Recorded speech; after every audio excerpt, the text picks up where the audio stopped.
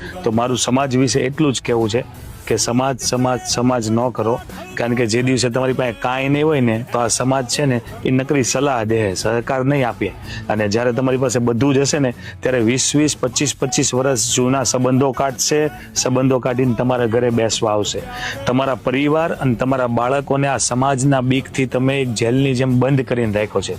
સમાજ શું કહેશે, સમાજને કેવું લાગશે, સમાજમાં કેવી વાતો થશે, એટલે આ બધી વસ્તુની ચિંતા છોડો. સમાજ બમાજ કાંઈ હોતું નથી. હા, સમાજ હોવો જોઈએ, પણ કેવો સમાજ કે જે દિવસે જીવનમાં એ તમારું સુખ હોય કે દુઃખ હોય તમારી સાથે ઊભો રહે.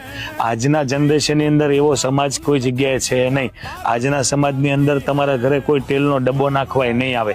તમે અને તમારા પરિવાર અને તમારા બાળકો એના વિચાર અને રહેણી કહેણી સારી હશે ને તો કોઈ સમાજની જરૂર છે નહીં.